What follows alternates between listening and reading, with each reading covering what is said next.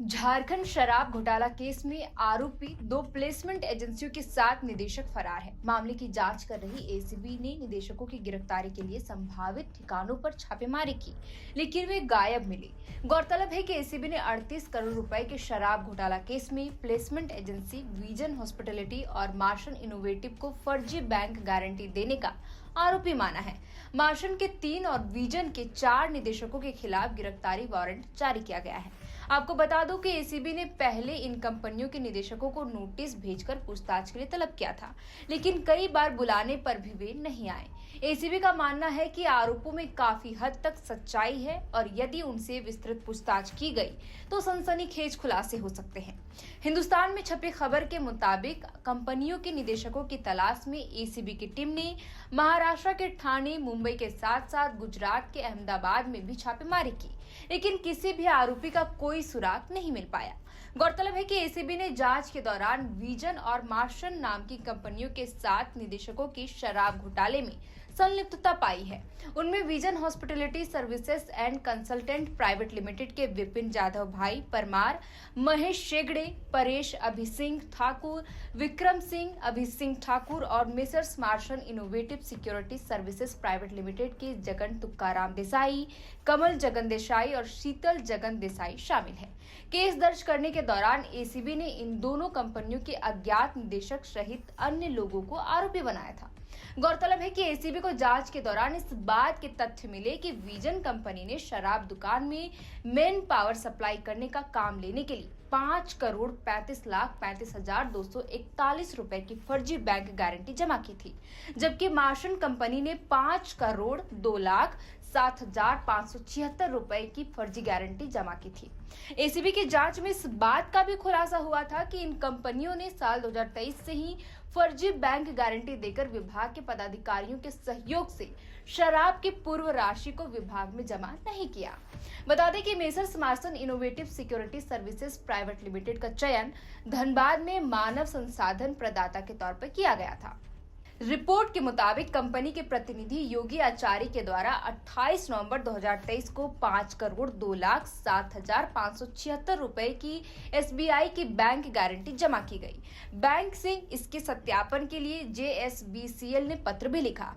तब बैंक के द्वारा 6 दिसंबर 2023 को ही बताया गया कि किसी ने गलत तरीके से फर्जी बैंक गारंटी बनाई है। मीडिया रिपोर्ट्स के मुताबिक एसबीआई के रत्नेश्वर ब्रांच ने कोई बैंक गारंटी जारी नहीं की।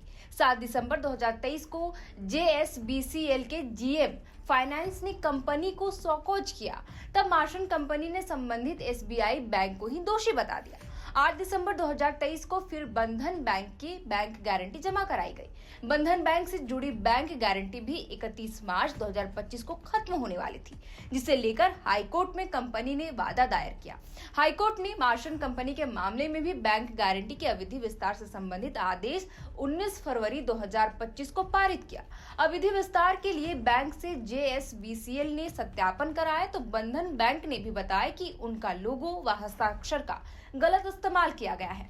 बैंक गारंटी को फर्जी बताया गया। गौरतलब है कि messrs vision hospitality services and consultant private limited का चयन हजारीबाग, कोडरमा और चतरा में मानव संसाधन प्रदाता के तौर पर किया गया था। एसीबी ने जांच में महेश सिद्दीकी, विपिन जाधव भाई परमार, परेब अभिसिंह ठाकुर, विक्रम सिंह अभिसिंह ठाकुर को दोषी पाया है। जैसा कि मैंने आपको शुरुआत में ही बताया, अब इन सभी की तलाश एसीबी को है। रिपोर्ट में यह भी बताया गया कि प्लेसमेंट एजेंसी के द्वारा 27 अगस्त 2023 को कंपनी के प्रतिनिधि नीरज कुमार के हस्ताक्षर से 5,35,35,241 रुपए की फर्जी बैंक गारंटी जमा कराई गई। 28 दिसंबर 2023 को फिर कंपनी के निदेशक महेश सिद्दीकी के हस्ताक्षर से बैंक गारंटी जमा कराई गई।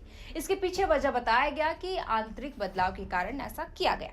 बैंक ऑफ बड़ौदा और पंजाब एंड सिंध बैंक की बैंक गारंटी जमा कराई गई। हालांकि एसीबी ने अपनी जांच में पाया कि नई बैंक गारंटी की जांच के लिए 10 जनवरी 2024 को लिखा गया। यहां तक कि किसी भी स्तर से फिर उत्पाद विभाग या जेएसबीसीएल ने बैंक गारंटी की जांच नहीं कराई। इसी बीच विक्रय के विरुद्ध अंतर राशि जमा नहीं करने पर 9 जनवरी 2025 को विभाग ने बैंक गारंटी जब्त करने का आदेश दिया।